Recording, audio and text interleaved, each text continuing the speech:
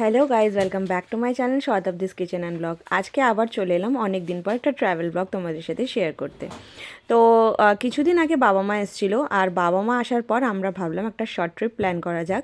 তো আজকে যাচ্ছি Haridwar, Rishikesh.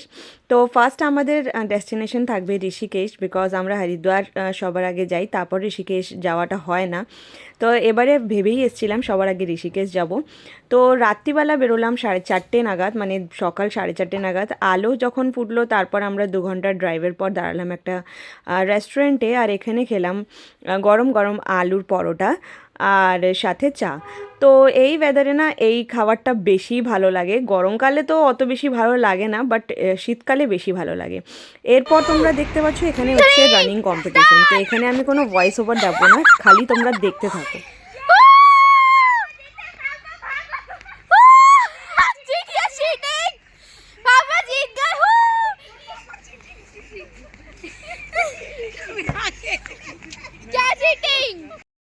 Three, two, one.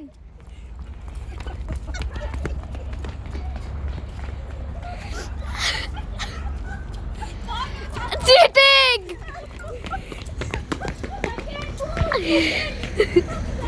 তো ব্রেকফাস্ট করে তারপর আমরা আবার এগিয়ে চললাম, আর আমরা এখন পৌঁছে গেছি হরিদ্বার। এই জায়গাটা দেখে তোমরা বুঝতে পারছোই হবে কি এটা হরিদ্বারের জায়গা। আর শীতকালে ফার্স্ট টাইম হরিদ্বার এসেছি গঙ্গায় স্নান করব বলে, বাট জানি না কতটা কি করতে পারবো, বিকজ অনেকটাই ঠান্ডা, পাহাড়ি এলাকা তো এখানে আরও বেশি ঠান্ডা। তো আমরা হরিদ্বার হয়ে ঋষিকেশের দিকে আগে এগিয়ে গেলাম। যেহেতু আমরা সকাল সকাল পৌঁছে গেছিলাম 8টা নাগাদ, তো আমরা রাস্তা অনেকটাই খালি পেয়েছি। মার্কেট এরিয়াটা ঋষিকেশের অনেকটাই ভরা থাকে নালে। তো আমরা যেখানে হোটেলটা নিয়েছিলাম এটা কিন্তু খুবই নিরিবিলি জায়গায় হোটেলটা, আর এটা একটা রিসর্ট, খুবই সুন্দর, ছোটো মোটো, বেশি না, 4-5টাই এখানে রিসর্ট মতন ছিল। আমরা এসে এখানে দেখো রোদে বসে আছি, আর এই যে দুটো কুকুর দেখতে পারলে ব্যালকনিতে, মানে এখানে একটা লোক এসছে, তারা নিজেদের কুকুরগুলো নিয়ে এসছে, আর এটা পেট ফ্রেন্ডলি হোটেল। তো আমরা নেক্সট টাইম ভেবে রেখেছি যে আমাদের ডগিসদেরও আমরা নিয়ে আসবো। আর আমি কিছুটা তোমাদেরকে ঘুরিয়ে দেখাচ্ছি, দেখো দেখতেই পাচ্ছ আমরা এখানে ওয়েট করছি। অ্যাকচুয়ালি যেই রুমটা আমরা নেব সেটা জাস্ট চেক আউট হবে, তারপর ক্লিন হওয়ার পর আমরা ওই রুমটা নেব। আর রুমটা আমি তোমাদেরকে ভিতর থেকেও শেয়ার করব। দেখো একদম সামনেই পাহাড়, আর এখানে খুব প্রচণ্ড হাওয়া চলছিল, বাট রোদ ছিল বলে বেশিটা ঠান্ডা লাগছিল না।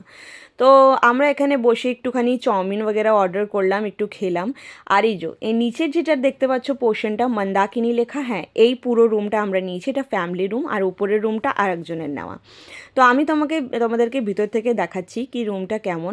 আমার কিন্তু জায়গাটা খুবই ভালো লেগেছে, একদম নিরিবিলি দিকে, কোনো বেশি ঝুট ঝামেলা নেই এখানে। তো দেখো ভিতর থেকে এখানে একটা ছিল স্লাইডিং ডোর, পর্দা লাগানো। এখানে একটা ডাবল বেড ছিল কিং সাইজের। আর যেহেতু আমরা সবাই একসাথেই থাকবো ডিসাইড করেছিলাম, আর এখানে একটা সোফা, একটা টেবিল, সাথে টিভি আছে, আর এখানে আছে বাচ্চাদের জন্য বাঙ্ক বেড। ইয়েস, আমরা একসাথে অনেক আমরা যে ফ্যামিলি এসেছি সবার জায়গা এখানে হয়ে গেছিলো। আর এদিকে আর একটা সিঙ্গেল বেড মতন ছিল, তো এখানেও প্রপার এতটা জায়গা ছিল যে দুজন শোয়া যায়। এরপর তোমাদেরকে দেখাবো আমি ওয়াশরুমও খুবই নিট অ্যান্ড ক্লিন, খুবই ভালো ছিল।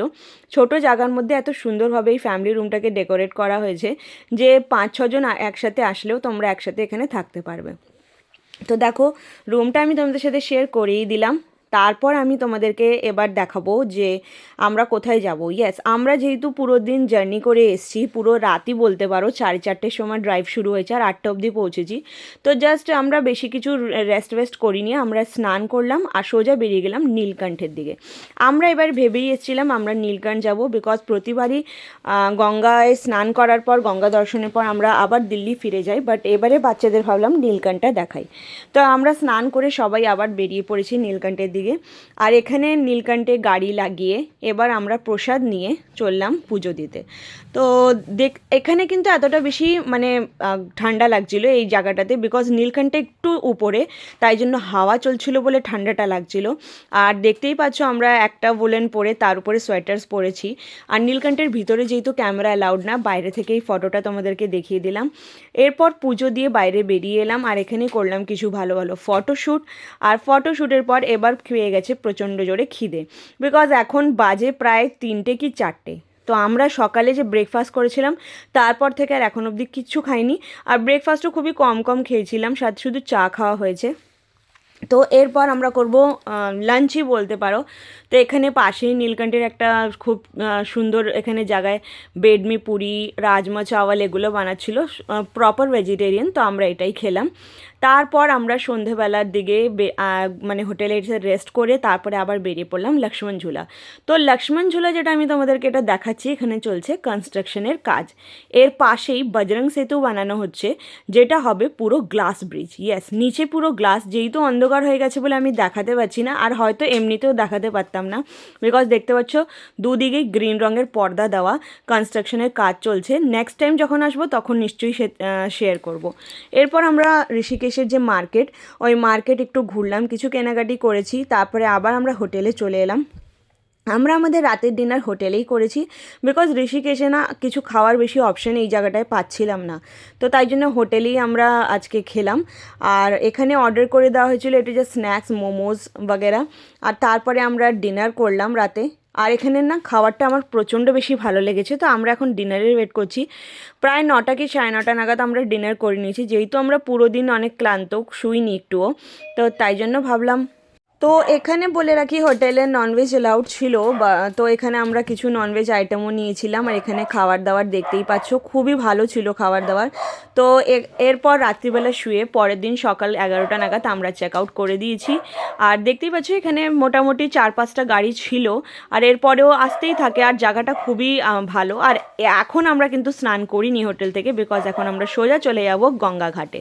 ইয়েস, আমরা চলে এসেছি গঙ্গার ঘাটে, হর কি পরি।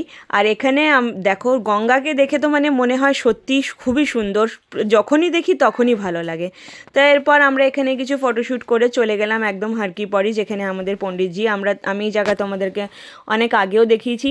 তো সবার আগে তো সবাই ওই জলের মধ্যে যেতে ভয় পাচ্ছিল, বিকজ ঠান্ডা এতটাই ছিল, হাওয়া এতটা। বাট বিলিভ করবে না, যেই না একবার পা রাখা হয়েছে তারপর আর ওঠার মন করছিল না, না বাচ্চারা উঠতে চাইছিল না কেউ। তো বাবা তো ফাটাফাট করে চান করে চলে এলো, মাও এরপর ফটাফট করে করে চলে এসছে। আর কিন্তু আমরা একটু বেশিক্ষণ করে চান করলাম, যেহেতু হরিদ্বার এসেছি, গঙ্গায় স্নান করবো না তা তো একদমই হয় না। আর জল দেখতেই পাচ্ছ কতটা নিট অ্যান্ড ক্লিন, কতটা পরিষ্কার। তো এখানে সবাই মিলে স্নান টান করে তারপর আমরা সোজা বেরিয়ে যাব দিল্লির উদ্দেশ্যে। তো এরপর আমি কোনো আর ভিডিও বেশি শ্যুট করতে পারিনি, বিকজ রাস্তায় আমরা খাবার খেয়েছিলাম, দুপুরের খাবার। তো এরপর যে হরিদ্বারের মার্কেট যেটাকে বলা হয় সেটাও আমরা ঘুরেছি। আর মার্কেটের মধ্যে তো ফোন একদমই বের করতে পারিনি, বিকজ এতটাই রাশ থাকে মার্কেটের মধ্যে, জিনিস কিনবো কি ফোনের ভিডিও শ্যুট করব। তো এই ব্লগটা তোমাদের কেমন লাগলো একবার নিশ্চয়ই জানিও। আর যদি কিছু ভালো লেগে থাকে প্লিজ আমার চ্যানেলটাকে সাবস্ক্রাইব করবে, আর কমেন্ট করবে, আর লাইক করতে একদম ভুলবে না। আজকের এই ট্রাভেল ব্লগটা এখানেই শেষ করছি।